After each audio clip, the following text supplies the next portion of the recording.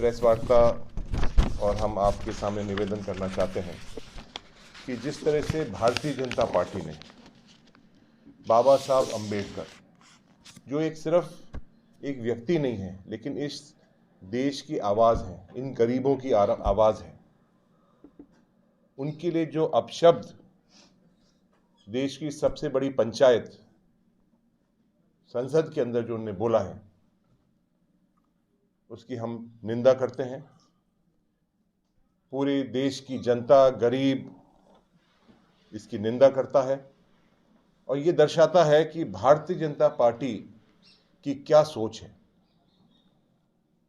Bharatiya Janata party की सरकार 2014 के अंदर बनी थी और आप सबों को याद होगा साथियों कि सबसे पहला अध्यादेश इनने जारी किया जिसमें गरीबों की ज़मीन, किसानों की ज़मीन को किस तरह से एक्वायर करें, किस तरह से बड़ी बड़ी कंपनियों को दी जाए।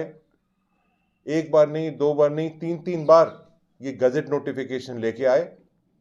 माननीय राहुल गांधी जी ने, माननीय सोनिया गांधी जी ने उसकी लड़ाई लड़ी और पार्लियामेंट में पेश नहीं होने दिया और सरकार को वापस वो अध्यादेश लेना पड़ा।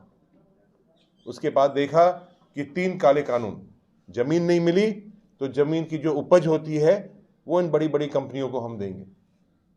तीन काले कानून सरकार को वापस लेने पड़े, उनको झुकना पड़ा।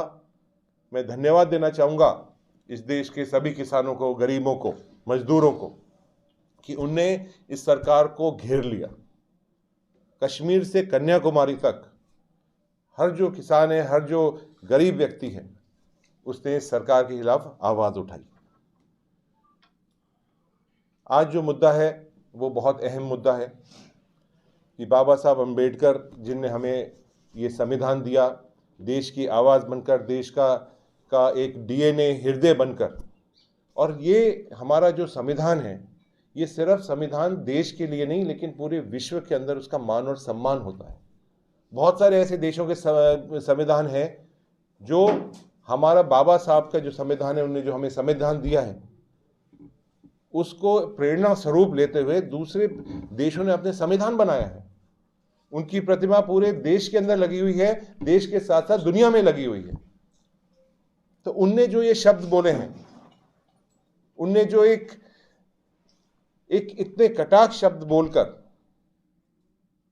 एक आम व्यक्ति के लिए, एक आम हमारे गरीब व्यक्ति के लिए उनका सम्मान के ऊपर ठेस पहुंचाई है। कांग्रेस पार्टी इसका विरोध करती है और कांग्रेस पार्टी पूरे देश के अंदर एक विरोध प्रदर्शन करेगी, अलग अलग कार्यक्रम करेगी और भारतीय जनता पार्टी को एक सबक सिखाएगी।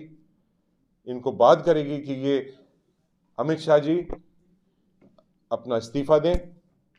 इसके साथ साथ भारतीय जनता पार्टी के और खास तौर से प्रधानमंत्री जी मन की बात जो रोज करते हैं, मंच पर आए, टेलीविजन पर आए, हाथ जोड़कर माफी मांगे। आज जिस तरह का जूली जी फरमा रहे थे, जो एक आकंत बना हुआ है, मैं आपको बताना चाहूँगा कि मध्य प्रदेश का प्रभारी मैं हूँ। आप सबों ने सुना होगा कि बैतूल जिले के अंदर जो परिवार है उसके साथ क्या हुआ। 3 छोटे छोटे बच्चे अपना छोटा छोटा पैसा बचाकर एक गुल्लक राहुल गांधी जी को भेंट करते हैं। भारत जोड़ो यात्रा निकल जाती है, उसके बाद ईडी पहुंच जाती है। आप सोचिए कि एक बहुत ही छोटा सा परिवार जो छोटी सी एक दुकान चलाता है, उसके घर पर ईडी पहुंच जाती है। उसकी मेरे ख्याल से इनकम ही होगी कोई 1,50,000 रुपए, उसको साल भर के मिलते होंगे। सरकारी स्कूल के अंदर वो छोटे छोटे बच्चे पढ़ते हैं। एक बच्ची है जो 12वीं क्लास में पढ़ रही है और MBBS करना चाहिए, डॉक्टर बनना चाहती है, और उसके यहाँ ईडी पहुंच जाती है। ईडी उनको जेल में बंद कर देती है और वो दोनों माता और पिता आत्महत्या कर लेते हैं। वो छोटे छोटे बच्चे के दिल में क्या गुजर रहा होगा। एक बच्चा है उनका जो बहुत नटखट था, बोलता रहता था, खेलता रहता था। आज वो बोल नहीं रहा है, उसकी जबान पर एक शब्द नहीं निकल रहा है, वो मौन हो गया है।